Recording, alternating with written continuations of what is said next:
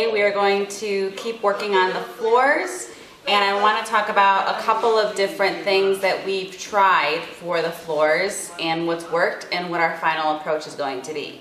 So the floor that I'm sitting on right now, we passed over it only with a wooden float.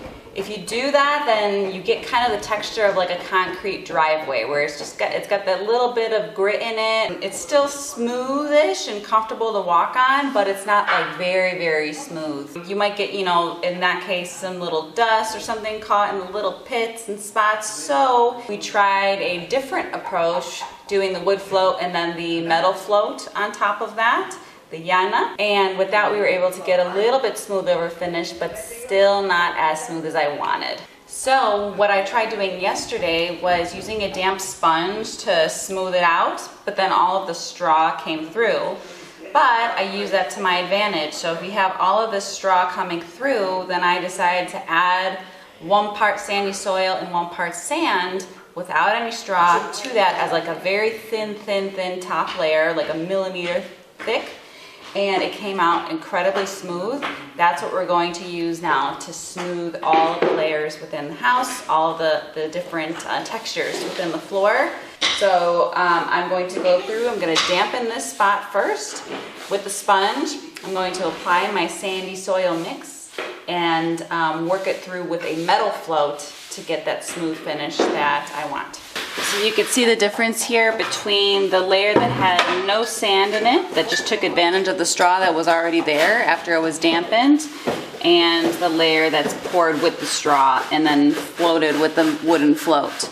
So this will give us a much smoother finish. This will be a lot easier to apply the oil, and you won't need to apply as much oil because it's just uniform. So this is what we're gonna work on. This is what we're gonna do for the floor.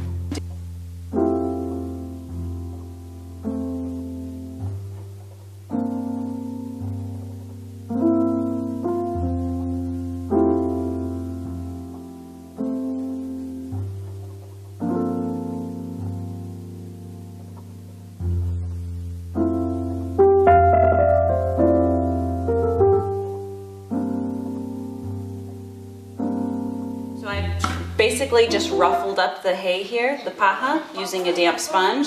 So I'm, you know, kind of scrubbing it. I'm putting enough water there. You want this damp so that the next layer will stick to it. Ruffling it up with the damp sponge so that all that paja, that straw, comes to the surface. And that is what the layer is going to stick to, where it's just soil and sand. It needs something to grab onto. If it's very thin, this will work because all the paja is already there. So you don't need to add more paja. You don't need to add more straw. I'm not going to do this part because this is where a sofa is going to go.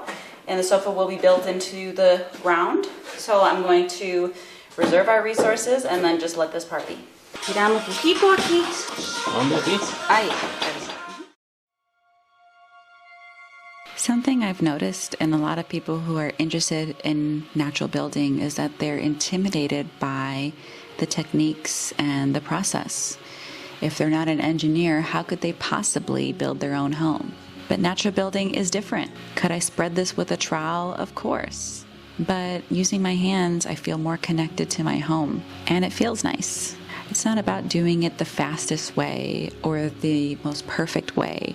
The point is to do it your way, whatever feels right in that moment. By being open to the process of learning and failure, it allows you to find those mess ups and mistakes interesting and something that you can learn from. Natural building is not as easy as hiring a contractor or buying a machine. It's not as easy as following a recipe because every climate and home is different. So give your home your attention, your love, your creativity.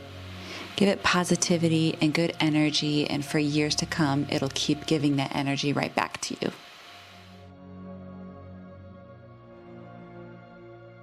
Okay, so it's the next day. I am in the office space area, and we are throwing down the final very thin layer of soil, sandy soil plus sand, in order to serve as the top layer before the oil goes on, the either tung oil or boiled linseed oil. No cracking at all. So soft, so smooth. I'm so happy with it. You don't see even any of the paja coming through.